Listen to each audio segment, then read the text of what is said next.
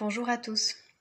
Alors je suis très heureuse de faire cette vidéo sur un sujet qui m'intéresse particulièrement, les microbes. Comment les penser différemment, comment en parler différemment et interroger notre rapport avec eux. Pour ceux qui ne me connaissent pas, je suis médecin généraliste et je pratique aussi des médecines complémentaires. Alors c'est une vidéo un peu challengeante comme on dit je crois pour moi aujourd'hui puisque je sais qu'elle va être longue. Donc si jamais je ralentis, vous avez toujours la petite roue en bas à droite de l'écran pour m'accélérer.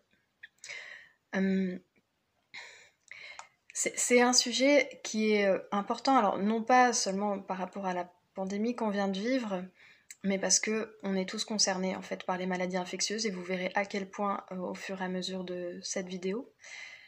Parce que la pandémie, c'est pas la première et c'est pas la dernière. Aussi parce qu'on est confronté au sujet de l'antibiorésistance et qu'il y a de nombreuses maladies émergentes qui peuvent se révéler être en lien avec des bactéries et des virus. En gros, ça va pas s'arrêter, notre rapport avec ces organismes-là, et ça me semble vraiment, vraiment important de réfléchir, en fait. Moi, j'aime bien réfléchir en amont des situations concrètes qu'on peut rencontrer. Voilà, donc il y a beaucoup d'ouvrages aussi très intéressants qui parlent du microbiote.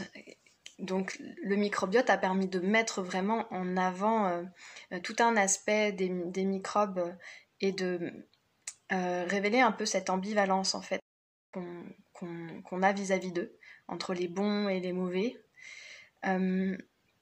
Alors, donc dans cette vidéo, c'est certain que s'il y a des infectiologues, des microbiologistes ou des personnes qui n'aiment pas penser un peu au-delà des idées préconçues, vont peut-être être un peu gênés. Moi, je propose vraiment de réfléchir en dehors des frontières du connu et de la science, sachant que la science a l'air assez figée dans ses idées aussi, il y a une sorte de corruption de la pensée par certains endroits. Et donc, moi, je me donne le droit de penser et de faire des hypothèses. À une époque un peu lointaine, j'ai l'impression qu'on avait plus le droit de faire des hypothèses et de proposer des idées. À savoir que certains nomment le microbiote la matière noire de l'organisme, donc on sait en fait réellement très peu de choses dessus, donc c'est assez ouvert en fait, et c'est important à mon sens de penser les choses. Donc la question n'est pas de savoir ici si j'ai tort ou si j'ai raison, mais plutôt de savoir si est-ce que ça désenclave la pensée, est-ce que ça permet de mettre en mouvement les idées, et éventuellement, si ça résonne avec vous, eh bien tant mieux. Le point de départ, parfois, c'est de constater en fait le vocabulaire qu'emploient les gens quand ils parlent de leur maladie. On chope des maladies, on est attaqué par quelque chose. Il y a aussi le fait de lutter ou de se battre. Ça me semble être un vocabulaire qui n'est pas au service du soin et du mieux-être, de la guérison. Et de changer un petit peu la vision qu'on a peut être vraiment bénéfique. Donc je le disais, on a une relation assez ambivalente avec les microbes qu'on considère tantôt bons ou mauvais. Parfois le même microbe peut passer de l'état de bon à mauvais, donc de commensal à pathogène. Et puis on est en constante évolution puisque la science elle-même constate que certains organes qui étaient considérés comme stériles avant sont en fait habités par un microbiote, par exemple le placenta. Donc je vais m'appuyer dans cette vidéo sur deux productions que j'ai fait. Ma thèse de médecine qui s'appelle Flore intestinale et pathologie, étude historique des concepts du microbiote. Donc c'est une thèse d'histoire de la médecine. Même si je ne suis pas historienne, je me suis prêtée à cet exercice absolument passionnant. Elle est en ligne, alors toutes les thèses au moins médicales, sont en ligne en accès libre sur les moteurs de recherche, et elle est aussi sur le site de la maison d'édition de mon livre, un deuxième ouvrage, donc Comment se soigner, guérir aujourd'hui, aux éditions Exuvie, je vous mettrai les liens. Si je devais résumer très rapidement cet ouvrage, sa proposition, c'est de voir que selon le point de vue duquel on se place, la réalité peut être tout autre. Et le point de vue ici, c'est plusieurs médecines. Donc la médecine conventionnelle, la naturopathie, l'homéopathie, la médecine chinoise, l'ostéopathie et les approches psychospirituelles telles que je les ai appelées. Et que l'important, c'est de réfléchir en cohérence avec ce point de vue, que j'appelle aussi un paradigme ou un référentiel, et que de là découle une philosophie de vie, une pensée, une hygiène, une thérapeutique et voilà, une vision du monde. Je vais vous lire déjà, parce que c'est important pour moi de faire ça, pour comprendre l'intention initiale de ma thèse. Je vais vous lire les citations que j'ai mis en exergue, que je trouve très chouettes et qui m'ont beaucoup accompagnée. Alors la première, le coup d'œil sur l'histoire vous donne des perspectives sur votre époque et vous permet d'y penser davantage, d'y voir davantage les problèmes qui sont les mêmes, ou les problèmes qui diffèrent, ou les solutions à y apporter. C'est une citation de Marguerite Yourcenar. Alors moi je l'ai plutôt entendue dans l'émission Concordance des temps sur France Culture. Et c'est pas un hasard si je dis ça, vous verrez. La deuxième citation. Cette ancienne symbiose entre limaces de mer et chloroplaste des algues qu'elles ingèrent conserve, après 40 ans de recherche, une partie de ses mystères. Mais à la fascination pour des réponses simples et extrêmes se sont aujourd'hui substitués un questionnement plus ouvert et des réponses provisoires, nuancées et encore incertaines. Ainsi avance souvent la recherche, de la surprise initiale à l'émerveillement, de l'émerveillement au questionnement, puis du questionnement à la certitude, soudain, d'avoir dévoilé le mystère. Puis vient le temps où les réponses à leur tour se transforment en questions. La science va sans cesse se raturant elle-même. La science cherche le mouvement perpétuel, elle l'a trouvé, c'est elle-même. La science est l'asymptote de la vérité, comme disait Victor Hugo. Donc cette citation, elle est extraite d'une émission sur les épaules de Darwin de Jean-Claude Amezen, sur France Culture également. Troisième citation. Si je pouvais vivre ma vie à nouveau, je la consacrerais à prouver que les germes cherchent leur habitat naturel, les tissus malades, plutôt que ne sont la cause de la maladie des tissus. C'est une citation qui est attribuée à Rudolf Virchow, qui est décédé en 1902. Et ensuite Goethe. Tout ce qui est sage a déjà été pensé, il faut essayer seulement de le penser encore une fois. Voilà, donc je vous propose de penser. Je vais commencer par vous faire une brève historique de notre rapport avec le microbiote. Et la réflexion de ma thèse, en fait, c'était parce que dans notre époque où on parle énormément du microbiote et du probiotique, et on affirme presque qu'on a changé de paradigme par rapport au début du XXe siècle, le siècle de la microbiologie des maladies infectieuses, de la découverte des maladies infectieuses.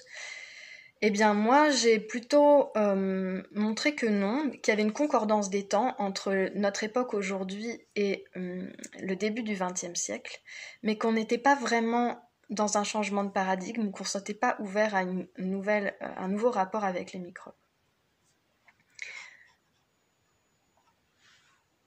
Donc la recherche sur les microbes, quand je dis les microbes, je parle de virus, germes, bactéries, parasites, enfin voilà, parce que ce serait trop long de distinguer. Il y a deux origines dans cette recherche, la botanique, la chimie, la fermentation, donc ça c'est l'origine biologique, et la médecine.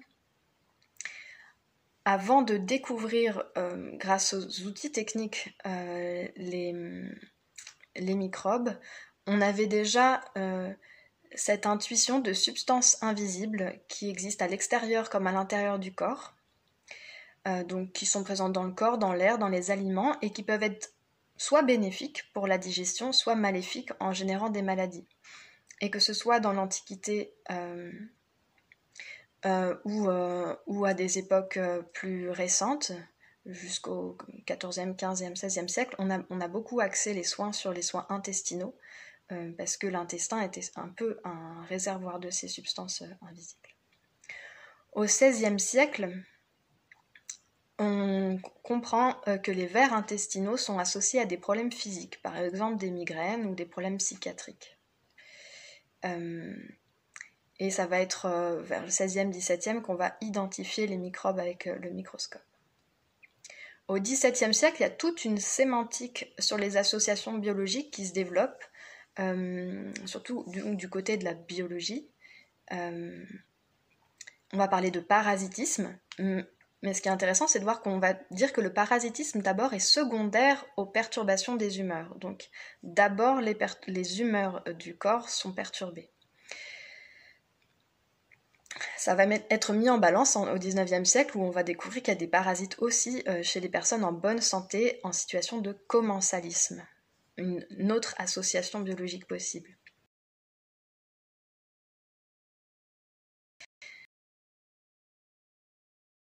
Plus tard, d'écologie de l'environnement, et elle va étudier la flore intestinale, ce qu'elle appelle la flore intestinale au départ, avec des recherches très très prolifiques, très riches en débats et en expériences fascinantes et inattendues en fait sur les animaux. Alors au XIXe siècle, on va pouvoir dire que les microbes viennent des tissus, mais on va se questionner parce que finalement s'ils viennent des tissus et qui sont délétères, c'est qu'ils doivent venir de l'extérieur en fait. On n'a pas idée de la possibilité d'une transformation des germes bénéfiques en pathogènes. Et ça, c'est un questionnement qu'on a encore beaucoup aujourd'hui, ou un espace d'ignorance dans la possibilité que les bactéries se transforment elles-mêmes. Une date importante, 1884, c'est la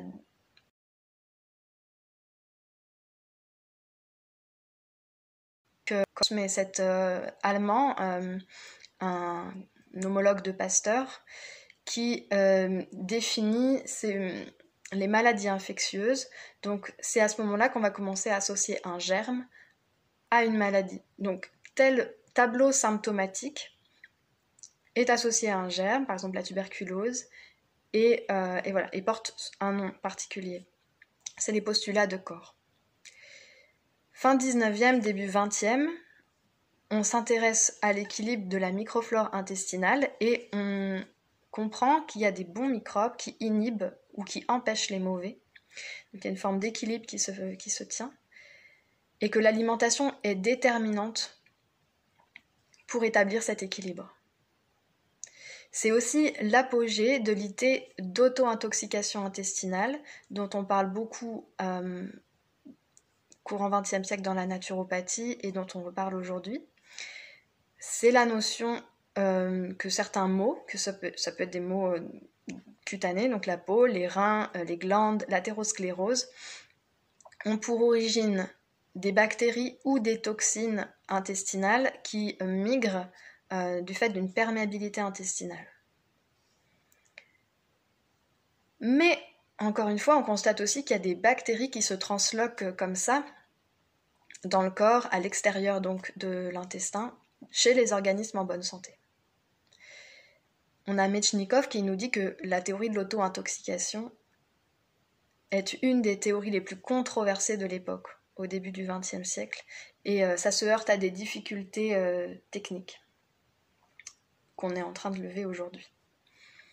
Donc on voit là que en fait, c'est énormément paradoxal, toute cette recherche. Metchnikov, je viens un petit peu dessus, c'est un zoologiste à l'origine qui a travaillé dans l'embryologie, qui a travaillé sur la sénescence, qui a obtenu un prix Nobel sur ses travaux pour l'immunité. Et lui, il avance que la dégénérescence sénile, comme il l'appelle, est la conséquence d'un trouble de la microflore intestinale. Il travaille beaucoup sur les microbes favorisants et empêchants, inutiles ou nocifs. Il y a eu tout un débat pour savoir si il fallait supprimer les gros intestins des humains et s'ils s'en porteraient mieux ou pas. Donc sérieusement, donc par chirurgie. Et on comprend donc que la flore inhibitrice des microbes empêchants a un rôle à jouer dans les maladies chroniques comme le diabète et les rhumatismes. C'est toutes des choses qu'on redécouvre aujourd'hui en fait, qu'on pensait déjà à l'époque. Metchnikoff est considéré un peu comme le père des probiotiques au sens où il a apporté à la bactériothérapie intestinale, comme on l'appelle à l'époque, l'idée de l'utilité des aliments fermentés, et notamment le lait aigri avec le bacille bulgare. Donc c'est intéressant de voir qu'à l'époque, Pasteur et Metchnikoff, qui travaillent sur la microbiologie en fait, Pasteur qu'on considère comme le père de la vaccination, ce qui n'est pas vrai puisque c'est Jenner, mais en tout cas qui est emblématique de ça, et ses travaux sur la fermentation, etc., était favorable et pensait vraiment que les microbes étaient indispensables pour la vie. Et Metchnikoff, qui est entre guillemets le père des probiotiques, pensait complètement le contraire et qu'ils étaient plutôt nocifs. Donc c'est assez intéressant de mettre les choses dans cette perspective. À cette même époque-là, on commence à avoir une vision écologique des choses, même si le mot n'est pas forcément employé. Je vais vous lire une citation, alors page 31, de Burnett. Si on observe la nature non du point de vue d'une espèce vivante, homme ou bête, mais dans l'ensemble de ses opérations, les microbes pathogènes y tiennent moins de place que les microbes utiles. On peut même dire que tous les microbes sont utiles et qu'ils ne nuisent que par un accident particulier. Tous ont leur rôle dans la circulation de la matière. Ils ne défont une existence que pour préparer une autre vie. Ils ne font pas la vie, mais ils la perpétuent. Et ils qualifient l'être humain. Donc, avec ces probiotiques, on tente d'apporter des microbes régularisant la flore intestinale et empêchant finalement les mauvais microbes. Donc on est dans une forme d'antibiose naturelle. Le terme de probiotique apparaît vraiment qu'en 1950 et finalement ce sont une forme d'antibiotique. Je fais un bond au XXIe siècle où là en fait l'essor des techniques permet des analyses vraiment plus profondes jusqu'au génome du microbiote, et donc on va parler de microbiome, c'est-à-dire l'ensemble du microbiote mais sous sa forme génomique. Et on est dans une vraie concordance des temps parce que c'est comme si on réitérait toutes les recherches du début du XXe siècle avec l'éclairage de ces nouvelles techniques et ces nouvelles réflexions. On interroge aussi la relation entre l'hôte et le microbiote qui se déterminent l'un l'autre. Donc on comprend que la génétique semble plus importante que l'environnement pour déterminer le microbiote, donc la génétique de l'hôte. À la fois les bactéries, les germes influent sur notre alimentation, mais ils influent aussi sur notre psychisme qui lui influe sur notre façon de nous nourrir. Et donc l'hôte aussi non seulement tolère tout ce monde qu'on a dans notre intestin et dans nos autres organes qui comportent un microbiote, mais le système immunitaire lui-même recrute les bactéries qui vont améliorer le fonctionnement de l'immunité, l'assimilation des nutriments, notre comportement, notre réponse au stress. Donc il y a une vraie complexité, on le comprend dans ces rapports entre le système immunitaire, le corps, la génétique et les bactéries. À l'époque de mes études, on parlait du système immunitaire en termes de soi et de non-soi, c'est-à-dire le système immunitaire réagit quand il rencontre du non-soi, entre guillemets. Et ensuite, ça a dérivé vers une vision différente, parce que définir le soi est un peu compliqué. Notre microbiote, c'est pas notre génome, c'est pas notre ADN, mais ça fait quand même peut-être partie du soi, etc. Donc, en termes de danger, non-danger, avec le système immunitaire qui réagirait dans une situation de danger, et pas de non-danger avec les germes et les bactéries et les virus qui ne se comportent pas comme un danger. Donc, on peut dire, grosso modo, que le soi a besoin du non-soi microbiotique pour se réaliser et pour se mettre en contact avec le monde.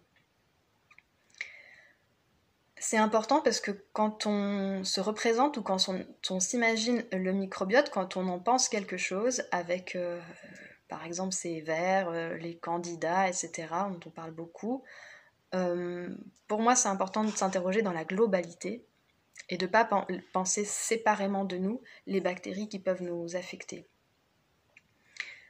Au XXIe siècle toujours, donc on réhabilite l'idée d'intoxication gastro-intestinale en identifiant précisément des toxines et donc tous ces métabolites, déchets de bactéries et les translocations bactériennes qui peuvent intervenir dans certaines pathologies cardiaques ou rhumatismales. Alors quand vous consultez votre médecin, personne ne vous en parle, mais pourtant c'est connu au niveau scientifique. On développe parallèlement à ce qui s'est fait au XXe siècle, donc une nouvelle forme de bactériothérapie intestinale avec des probiotiques, des prébiotiques, des symbiotiques, la transplantation de microbiote fécal et les phages, mais les phages c'est pas encore trop autorisé. Il y a aussi un débat qui se développe autour de l'hygiène excessive. On a pu remarquer notamment que dans les campagnes où l'hygiène domestique est moins importante, les personnes ont plus de parasites et font moins d'allergies et qu'il y aurait sans doute un lien entre le fait de trop aseptiser nos environnements et les allergies. Voilà, parce que c'est perturbateur pour le système immunitaire.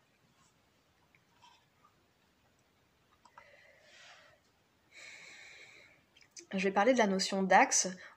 Aujourd'hui, mis à part le microbiote, on a défini ou décrit des axes entre différents organes, des axes de fonctionnement, comme l'axe neurocutané entre le système nerveux et la peau, l'axe intestin-cerveau. Et donc cet axe intestin-cerveau, il est neuro-immuno-humoral. Donc il met en lien le système nerveux, le système immunitaire, le système endocrinien. Et pour moi, il me manque un maillon, et c'est le maillon du microbiote, notamment du microbiote intestinal. On a aussi pu identifier un axe intestin-poumon. Donc cette notion d'axe, on peut l'élargir encore pour moi à un système de communication interorganes.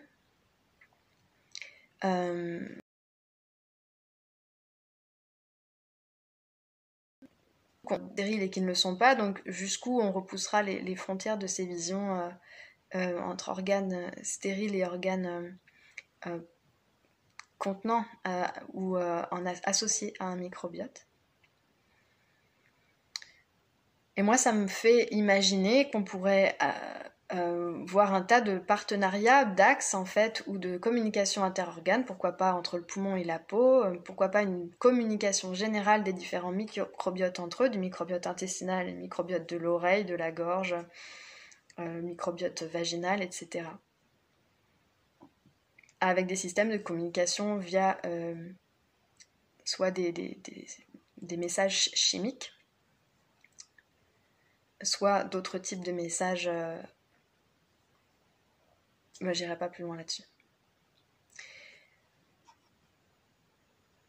Et toutes ces idées d'axe et de correspondance entre organes étaient déjà connues en fait de la médecine chinoise, qui met en lien les systèmes et les organes entre eux, et qui connaît les effets de l'axe intestin-poumon par exemple. Mais pour moi, cette vision, donc, c'est super parce que ça comprend la complexité des choses, mais ça reste réducteur et schématique, et surtout on peut s'interroger sur quoi ça débouche, parce que si on dit ouais, il y a un axe intestin-cerveau, et ben s'il y a un problème, du coup on va couper le nerf vague, donc ça s'appelle une vagotomie, comme ça on va couper une partie de cet axe, si on identifie que l'activité de ce nerf entraîne des bouleversements au niveau de l'estomac et de l'intestin. Donc ça, c'est une pratique qui existe. Alors, évidemment, ça marche, mais c'est dommage en fait de considérer l'axe intestin-cerveau et de le solder par la vagotomie, quoi.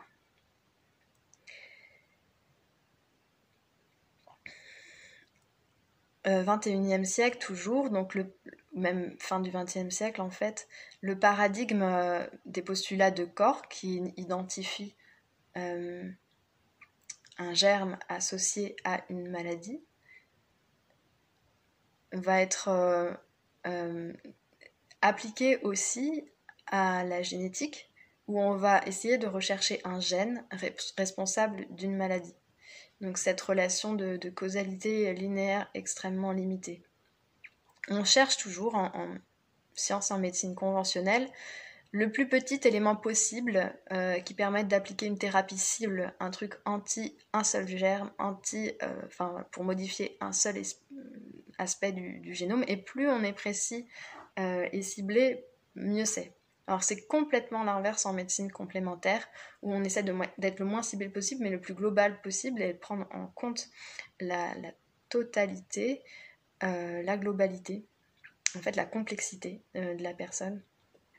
La complexité, je le rappelle, entre parenthèses, c'est un tout au-delà de la somme des parties. Donc c'est pas de prendre en compte et le foie, et le microbiote, et l'humeur, et l'aspect social de la vie de la personne, etc.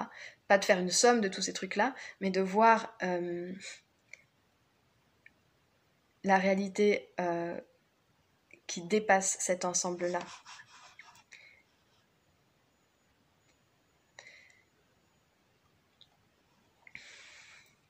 Donc, j'ai fait cette petite écart sur les postulats de corps parce qu'en fait, on se rend compte que c'est difficile d'associer une bactérie à une maladie dans une situation de microbiote à ce point-là complexe, où il y a éventuellement même beaucoup d'échanges entre les bactéries, les virus et les parasites, quoi. Et une communication entre tous ces germes. Donc ça c'est vraiment confrontant, en fait, pour ce paradigme des postulats de corps, quand on veut considérer le microbiote comme impliqué dans les maladies. On parle aussi d'hologénome. Donc, holo, c'est la totalité du génome. Dans notre génome, dans nos cellules propres, on a des séquences de génome viral, donc des virus. On a du génome endogène, notre génome. Il faut aussi qu'on considère le génome mitochondrial. Donc les mitochondries, c'est ces petits organites qu'on a dans nos cellules et qui ont leur propre génome. On a du génome exogène, donc tout le génome du microbiote, viral, bactérien, parasite. Et toutes ces informations génétiques interagissent entre elles. Donc encore une fois, là, comment cibler un aspect génétique dans les maladies, dans cette complexité-là. Le microbiote change très vite et il influe sur notre génome. Le microbiote, c'est à la fois la mémoire évolutive et le témoin de l'écologie contemporaine. Les germes mutent, se transforment et s'adaptent en fait à l'alimentation, à l'environnement, etc. Beaucoup plus vite que notre propre génétique. Il comporte donc la mémoire de l'évolution qui nous a précédés et en même temps de toutes les adaptations qui sont en cours. Donc il y a une coévolution entre l'homme et son microbiote. Une coévolution génétique et du type de bactéries aussi. En fonction des populations, on n'a pas les mêmes microbiotes exactement, selon ce qu'on a mangé et l'environnement dans lequel on vit. Donc considérer cette écologie et cette coévolution, pour être une clé d'une vision écologique de soi.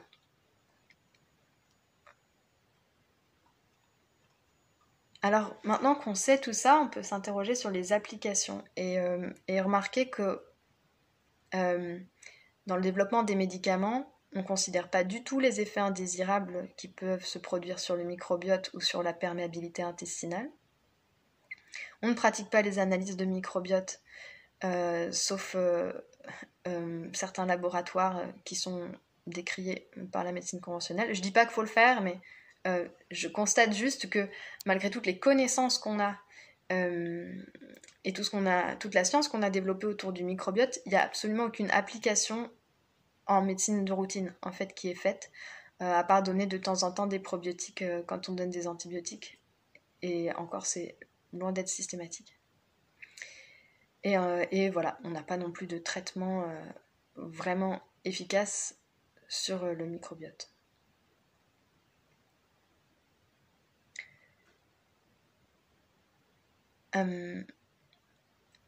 Et d'ailleurs, comment on appliquerait un traitement sur le microbiote, puisqu'on est toujours dans ce questionnement de savoir quelle est la cause d'un dérèglement du microbiote.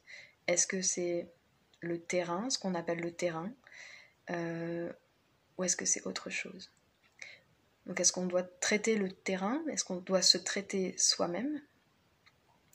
Et qu'est-ce que le terrain? Puisque selon la vision des différentes médecines, ça ne désigne pas exactement la même chose.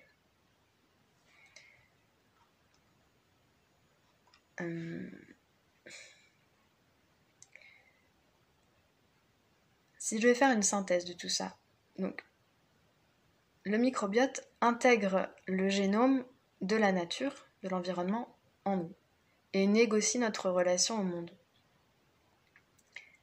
Mais autant aussi dans cette notion de coévolution. L'homme peut être considéré comme un écosystème qui est d'ailleurs résilient, qui a des tendances à revenir à son état d'équilibre quand on le perturbe, même avec des antibiotiques, s'ils ne sont pas répétés trop souvent. La santé peut être considérée comme un écologisme et le microbiote comme une interface. Ce qu'on remarque au fil de cet exposé-là, c'est qu'on essaie toujours de faire correspondre la réalité complexe du microbiote au modèle de paradigme binaire qui est en cours, entre les bons et les mauvais, entre le normal et le pathologique, entre la santé et la maladie. Cette vision duale, en fait. On essaie de faire rentrer le microbiote dans ce cadre-là de pensée et on se heurte à un problème. Ça s'appelle une anomalie.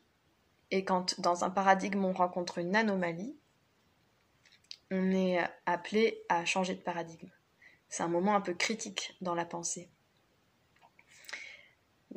Et ce que je voulais faire avec cette vidéo, c'est de réfléchir à comment on peut penser un nouveau paradigme. Alors, la première piste, ça pourrait être de repenser la dualité en général. Donc on a cette ambivalence, cette dualité de bon, mauvais, de symbiose, dysbiose, aussi d'extérieur et intérieur, réinterroger cette vision qu'on a là, ce qui est extérieur à nous et intérieur à nous, et entre santé et maladie aussi. Donc je fais une petite parenthèse sur la dualité, qui est pour moi une forme d'unité, en fait. La dualité, c'est être une chose à condition d'être aussi l'inverse, dans un autre état. Est-ce que la maladie s'oppose toujours à la santé? Eh bien, pas dans toutes les définitions ou toutes les visions qu'on peut avoir de la maladie. Elle peut être, dans certains cas, un aspect de la santé, une face et une possibilité de la santé. De la même manière, on peut se questionner, en fait, est-ce que le bonheur s'oppose au malheur? En général, dans tout bonheur, il y a une part de malheur, ou dans tout malheur, une part de bonheur, si on peut dire comme ça. Et en tout cas, une alternance entre les deux.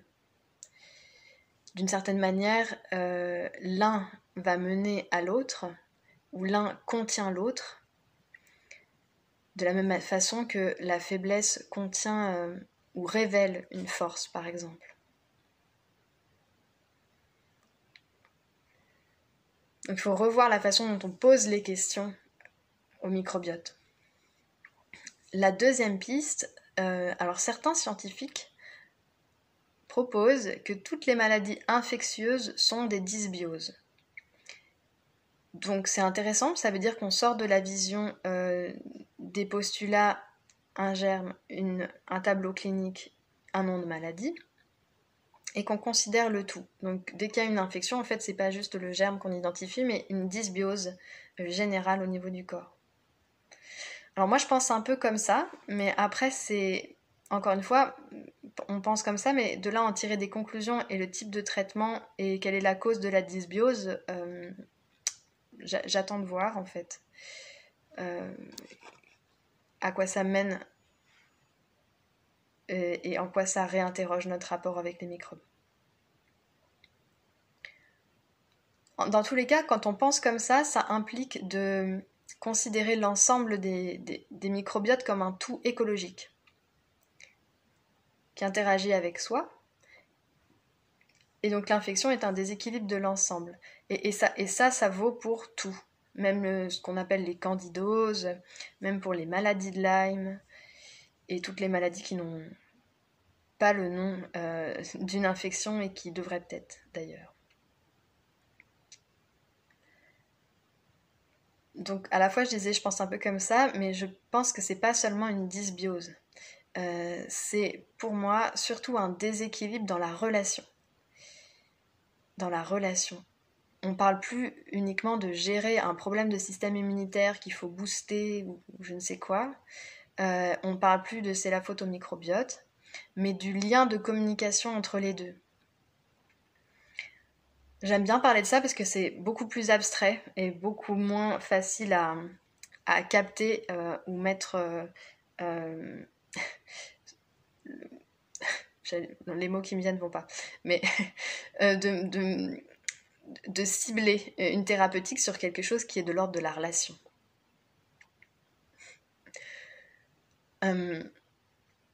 C'est comme s'il y avait entre les deux un message d'adaptation à passer.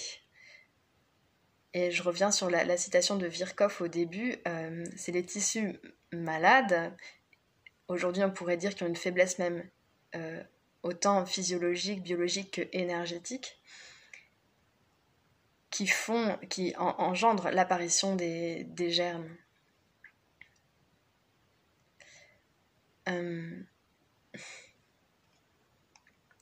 Faut bien retenir en fait qu'on a beaucoup de bactéries et de virus silencieux en nous, alors qu'ils soient codés dans notre génome depuis des milliers d'années, ou présents comme certaines bactéries ou certains virus qui sont présents dans notre corps et qui se réactivent d'ailleurs à des moments où le système immunitaire est affaibli par autre chose, par une cause. Chez les personnes qui ont des maladies de Lyme ou maladies apparentées, c'est ce que je dis souvent en fait. La maladie, c'est quand même assez fréquent qu'elle se déclare après un choc moral, émotionnel. Mais dans ce cas-là, probablement qu'elle était là depuis longtemps.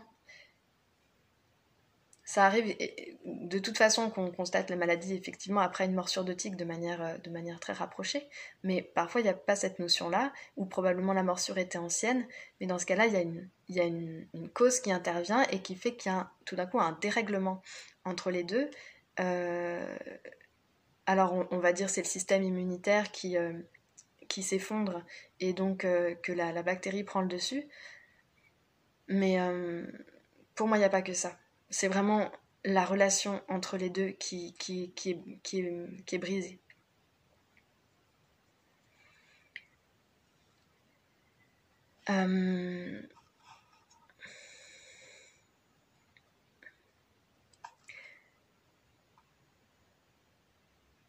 Et donc dans ces cas-là, qu'est-ce qu'on va accuser la bactérie de la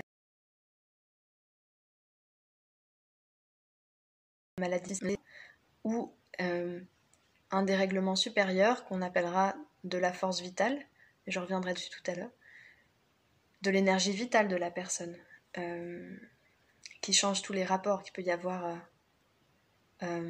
entre les différents éléments du corps, de l'être. Une troisième piste, c'est de repenser notre rapport aux microbes. Quelle relation on veut avoir avec les microbes, sachant ce qui nous apporte et à quel point ils font partie de nous. Donc c'est important de rappeler que les bactéries sont les premiers éléments vivants du monde, et c'est elles qui orchestrent l'évolution du vivant, selon moi. Donc elles déterminent, elles sélectionnent. Les virus, les bactéries et les parasites régulent le vivant. Les mitochondries qu'on a dans nos cellules sont issues du règne bactérien, et c'est quand même elles qui nous font respirer et qui créent notre énergie. Alors la question c'est comment est-ce que nous on souhaite s'inscrire là-dedans? En opposition, en lutte? Voilà. À chaque époque, à chaque étape d'une société, chaque étape de vie aussi, enfance, adolescence, adulte, on semble pouvoir faire correspondre des germes. Il y a certaines sociétés où on va avoir plus de choléra, ou plus de tuberculose, ou plus de maladies de Lyme.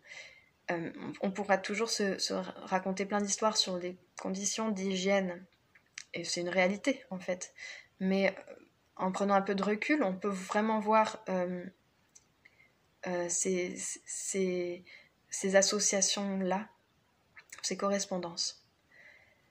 Pour ceux qui connaissent un peu mes vidéos, je parle de la spirale dynamique. Je pense qu'on pourrait même considérer, en fonction des niveaux d'existence de la spirale dynamique, un certain type de germe en correspondance. On a des virus qui sont bénins la plupart du temps chez les enfants et qui deviennent graves à l'âge adulte. Donc qui correspondent en fait à un certain état de l'être, du système immunitaire ou de l'organisme en totalité. Je préfère considérer l'organisme en totalité.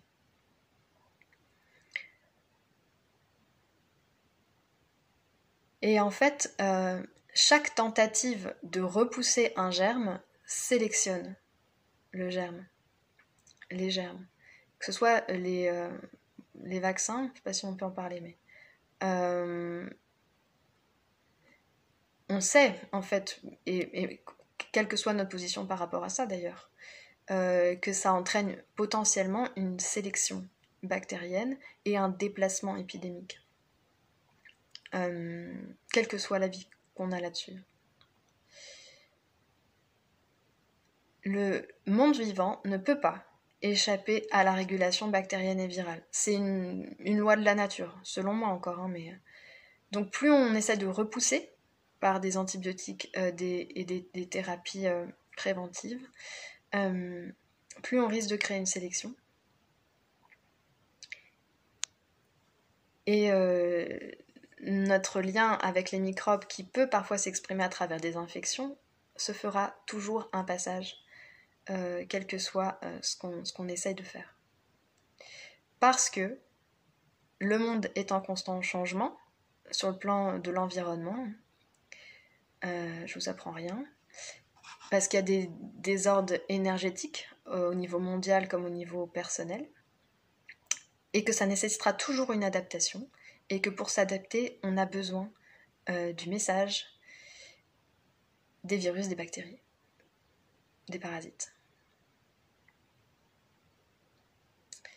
Donc, encore une fois, comment on s'inscrit dans cet écosystème, comment on s'inscrit dans ce monde en constante évolution, quelle est ma place dans l'écologie du monde, et quel est mon rapport à la mort.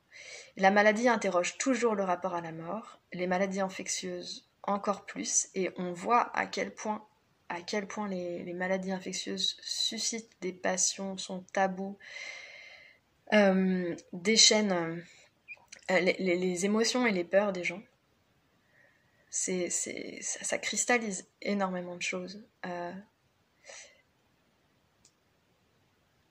Très, très, très graves, en fait, par rapport à la condition humaine. Comment les germes viennent interroger notre vie.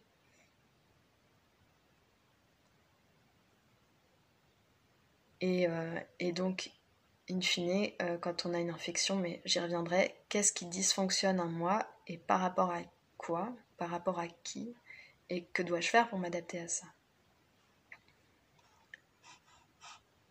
Toutes les infections, des adaptateurs de génome de génération en génération, par transfert d'informations, par adaptation de notre génome et de notre corps, de notre système immunitaire, etc. Ou par sélection naturelle. Alors, bon, vous allez me dire, donc c'est ça ta proposition. On accepte de faire partie d'un écosystème mondial et qui a besoin de se renouveler, de s'adapter, etc. Se réguler par un cycle de vie et de mort qui serait orchestré par des bactéries et des virus. Bon, et est-ce qu'on est censé accepter ça? Et se laisser aller au gré des infections? Alors non. Moi, je dis juste que ce point de vue-là, à mon avis, est à considérer et à réfléchir et à intégrer dans une vision globale du problème. Et à ne pas occulter comme si on était tout puissant et au-dessus de tout dans la nature. Mais ma réponse est encore non. Personnellement, je pense pas que ce soit ce que la vie attend de nous si jamais elle attend quelque chose de nous.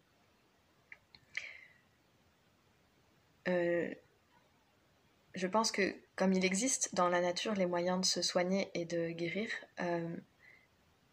l'intention réelle est de dépasser la maladie et même de la prendre comme une opportunité de nous transformer grâce au message qu'elle véhicule. Donc il ne s'agit pas de se laisser envahir et mourir par la maladie, mais de l'utiliser pour s'adapter justement, pour se transformer.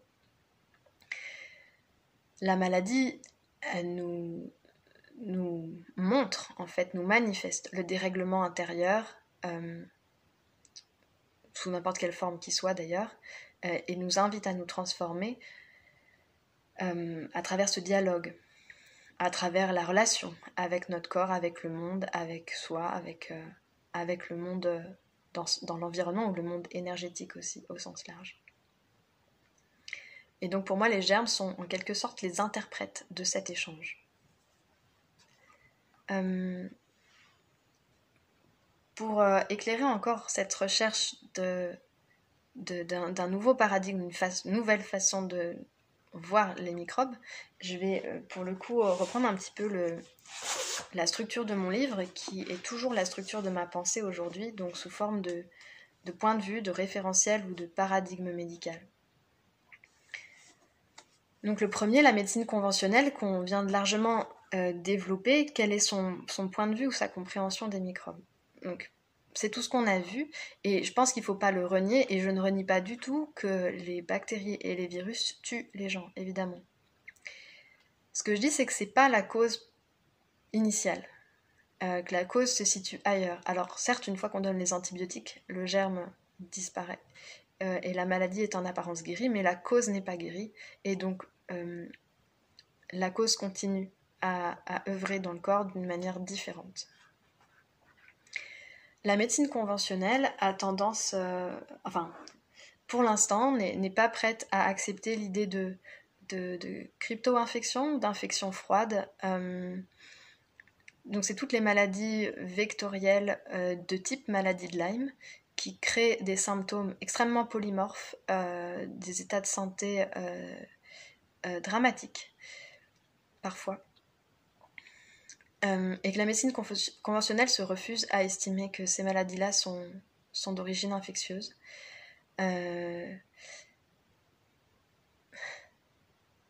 C'est surprenant parce que j'ai eu une patiente, en fait j'en ai eu plusieurs dans ce cas-là, mais c'était vraiment édifiant, qui avait une maladie inflammatoire qui s'améliorait vraiment beaucoup sous antibiotiques.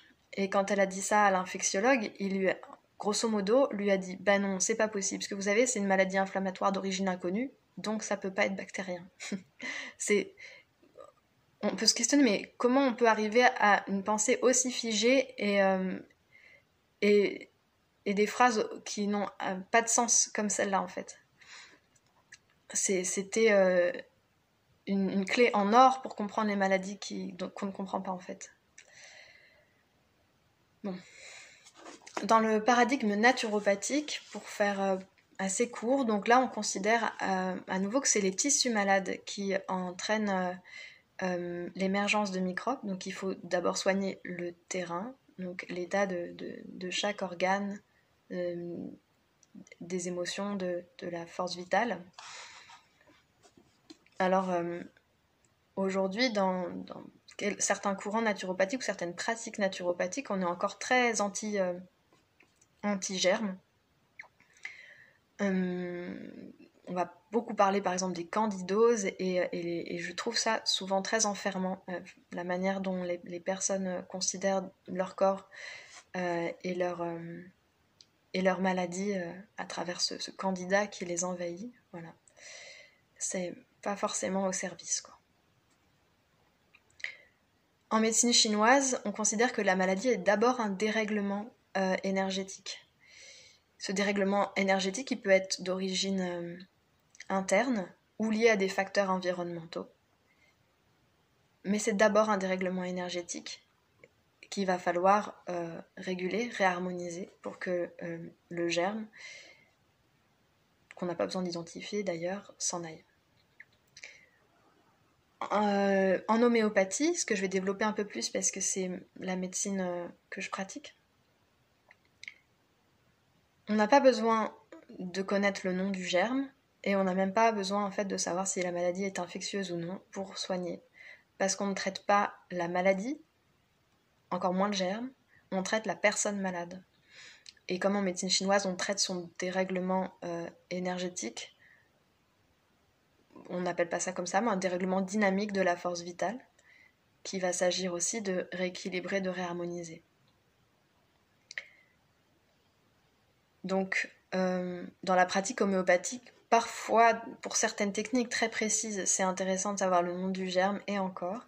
Et dans tous les cas, on va essayer de l'identifier pour pouvoir travailler en partenariat avec la médecine conventionnelle, mais c'est vraiment la plupart du temps uniquement pour ça, et pour correspondre au modèle de pensée des personnes qui nous consultent et qui en ont souvent besoin elles-mêmes.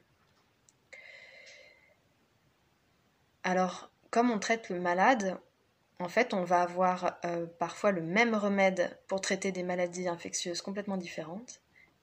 Et pour une maladie soi-disant identique, par exemple une angine à streptocoque, on va avoir plein de remèdes différents. Parce que c'est la réaction particulière de l'individu, la façon dont il la vit et éventuellement toutes les étiologies déclenchantes qui vont déterminer le médicament.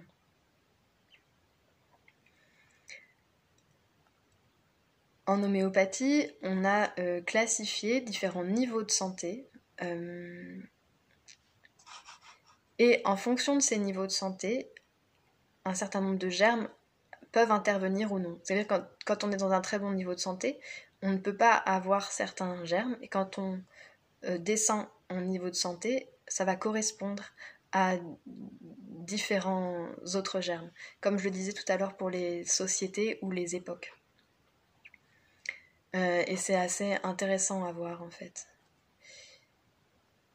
D'ailleurs, dans les niveaux de santé les plus élevés, les meilleurs, on a des fièvres, mais c'est des fièvres sans gravité en général, avec des bonnes réactions et des retours à l'équilibre plus faciles. Dans des moins bons niveaux de santé, ça va être des fièvres qui vont être plus ou moins résolutives spontanément, mais qui vont entraîner des états ensuite de fatigue ou tout ce qu'on appelle les maladies longues aujourd'hui, les grippes qui laissent des séquelles quand on n'est jamais bien depuis une grippe, les Covid longs, etc. etc.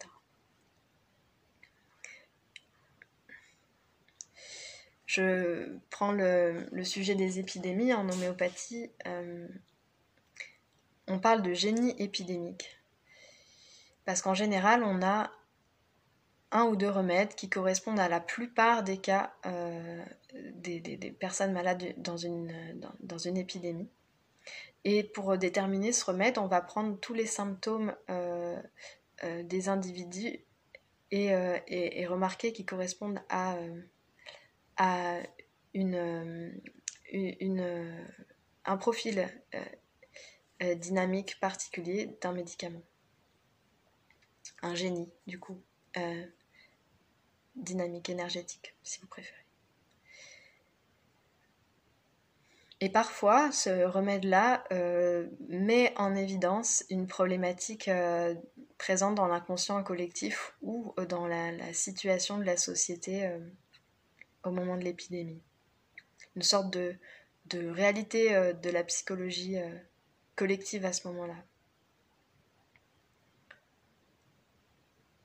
Dans les approches psychospirituelles, donc dans ces approches-là, la maladie est toujours relative à soi, à une faille qu'on a en soi, une blessure, une ignorance aussi qu'on a sur soi. C'est la manifestation d'un espace de soi qui a besoin d'être vu, compris, soigné, d'un rééquilibrage à faire dans nos vies, dans nos êtres. Donc la cause, elle est en soi, et elle est liée à un terrain qui a une définition globale, donc un terrain physique, émotionnel, mental, spirituel. On n'a pas non plus besoin de savoir le nom du germe pour soigner. Il y a des personnes qui se soignent avec ces approches-là, qui nécessitent une transformation réelle de soi-même, une guérison profonde et un changement de vie, en général, toujours. Et on n'a pas forcément besoin de savoir si la maladie est liée à une infection ou pas. Par contre, dans certains courants, mais comme c'est extrêmement diversifié de ce côté-là, certains attribuent une symbolique, ou ont la croyance d'une symbolique de chaque germe. Et ça peut être intéressant dans certains cas. Faut pas s'enfermer dedans, mais c'est parfois intéressant à voir. Ce qui est important de considérer, je le dis souvent, mais c'est qu'il y a certes une symbolique commune qu'on peut trouver dans les livres et dans les conférences, etc. Mais le plus important, c'est toujours la symbolique individuelle, c'est qu'est-ce que vient dire ce germe pour moi à ce moment-là. Et dans les épidémies, à nouveau, on peut voir émerger une forme de signification, de symbolique qui manifeste un peu l'inconscient collectif. Voilà, certaines personnes font cette proposition en tout cas. En ostéopathie, je ne développerai pas le rapport au germe en ostéopathie, en tout cas juste pour dire qu'on réduit souvent l'ostéopathie à des techniques manuelles, ostéo-articulaires, voire viscérales, etc. Mais ça a été utilisé pour soigner des maladies infectieuses, parce que ça suit toujours le même principe de rétablir la force vitale et les flux à l'intérieur de la personne. Alors, on me dit souvent que j'expose tous ces différents paradigmes et je les mets en vis-à-vis, etc. C'est très bien, mais je dis jamais ce que je pense moi. Alors, je peux vous dire une partie de ce que je pense aujourd'hui, sachant que ma pensée évolue tout le temps. Ce que je peux dire, c'est que je pense que toutes les maladies sont potentiellement infectieuses, ou plutôt microbiennes, c'est-à-dire qu'il y a un vecteur microbe, virus, bactérie, parasite dans toutes les maladies. Vous me rétorquerez, sauf peut-être celles qui sont vraiment mécaniques, traumatiques c'est sûr, mais mécaniques. Mais je dirais et encore, parce que dans toutes les maladies mécaniques localisées, comme deux vertèbres qui coincent entre elles un nerf, pour moi il y a une origine dans la force vitale, dans l'énergie vitale de la personne. Et donc c'est jamais uniquement mécanique. C'est toujours global en fait. Donc la plupart des maladies seraient potentiellement déterminées par un agent microbien. Soit que cet agent vient du microbiote et qu'il est microbiote intestinal ou autre, et qu'il subit une translocation, donc qui va migrer dans un endroit du corps, soit qu'il envoie son message par une autre manière. Voilà. Et c'est difficile de retrouver ce germe parce qu'il y a cette complexité de microbiote, parce qu'on n'a pas tous les éléments techniques. Il faudra peut-être de nouveaux développements techniques pour comprendre les choses d'une autre manière. Mais force est de constater qu'il y a certaines personnes qui ont des maladies améliorées par antibiotiques et qui ne sont pas supposées être des maladies infectieuses, comme les sciatiques, les migraines, certains rhumatismes, les fibromyalgies, les scléroses en plaques, les autismes, etc. Et les médecins de médecine, donc pour le coup vraiment conventionnels, qui pratiquent en donnant des antibiotiques dans ce genre de pathologie, même s'ils ont des résultats, sont parfois interdits d'exercer pour ça.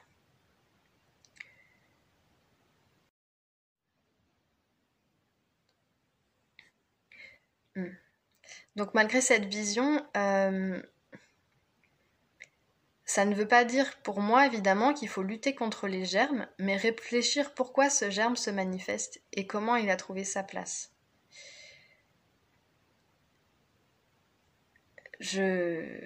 Donc de réfléchir à partir de soi et de la force vitale, évidemment. Je pense aussi en fait que certaines fréquences électromagnétiques, qu'elles soient naturelles ou artificielles, correspondent à certains germes. Donc l'influence de champs électromagnétiques va, entre guillemets, faire pousser un germe particulier, encore une fois, à certaines époques, où on a développé certains types de fréquences.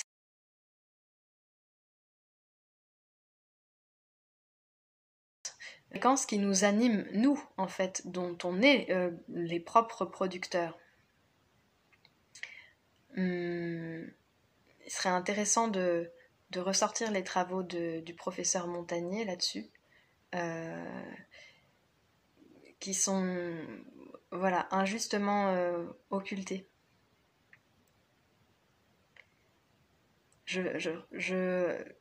Voilà. Ça ramène en fait pour moi toujours à la force vitale et aux énergies qui la composent.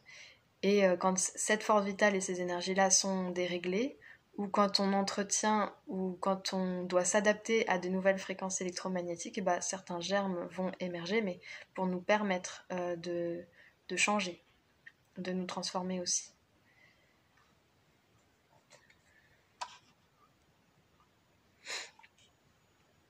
Pour parler de l'importance de soi, je vais prendre l'exemple de la maladie Covid.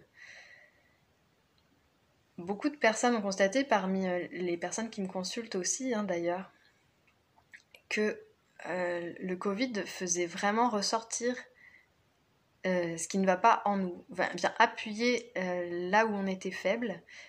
Certains se sont sentis visités dans toute leur douleur et dans tous leurs espaces de maladie, si je puis dire.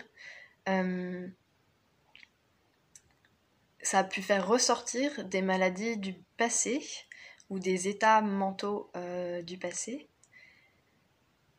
qu'on pensait guéris ou qu'on avait mis sous le tapis ou qu'on avait mal soigné par des thérapies un peu trop suppressives ou par le temps qui passe. On a pu donc remarquer aussi en homéopathie, surtout au début, on avait du mal à déterminer un génie épidémique parce que parfois c'était vraiment le remède de la personne qui fonctionnait, son remède de fond, et pas forcément un remède de génie épidémique. Donc pour voir à quel point c'était très personnalisé et que le Covid faisait ressortir toutes les failles de la personne. Moi, je constate que c'est soit un virus qui désidentifie, qui va vraiment nous affecter et nous faire perdre notre sens de l'identité, ou alors au contraire va nous propulser sur un chemin de quête d'identité et de personnalité, de singularité, si on le vit comme ça, si notre corps le vit comme ça.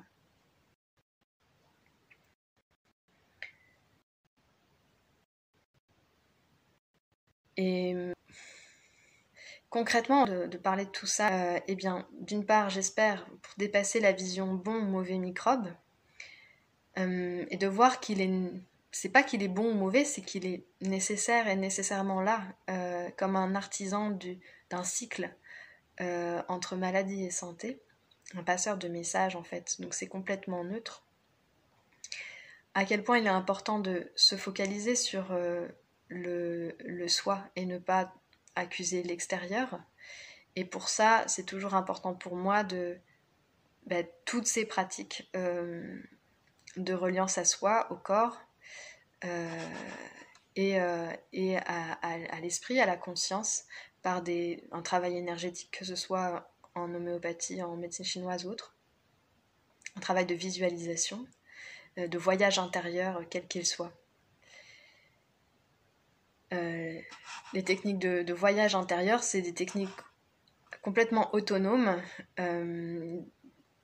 d'accueil, de bienveillance, d'amour pour soi-même, j'ose dire ça, qui permettent vraiment de vivre les maladies différemment, que vous ayez accès à un traitement ou non.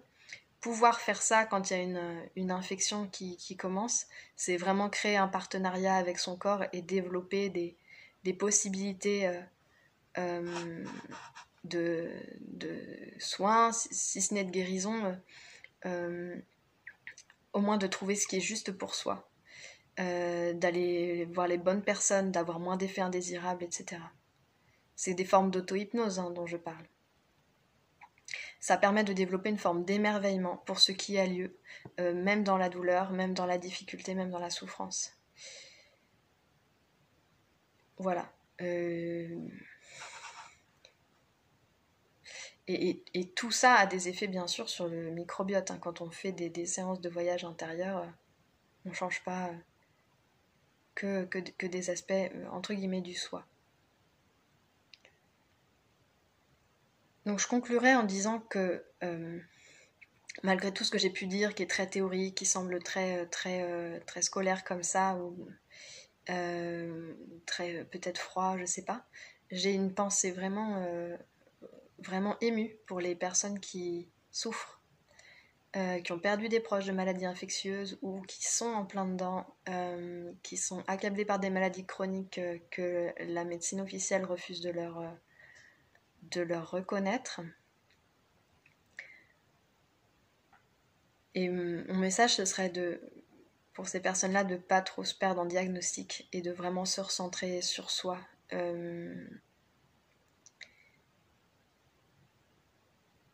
De prendre soin de soi vraiment dans les profondeurs et de sa vie.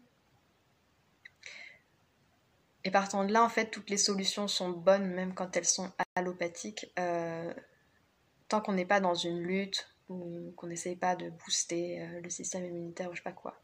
Tant qu'on est dans un mouvement de soins qui permet de nous élever et de pratiques qui nous élèvent par l'apprentissage, par la reliance à soi, la reliance au monde, par aussi du courage et de la détermination, voilà.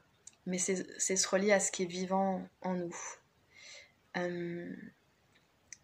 Donc vraiment une pensée très... Enfin, beaucoup de considération pour ces personnes-là. Je vous remercie, j'espère que ça vous a intéressé, et puis je vous dis à bientôt.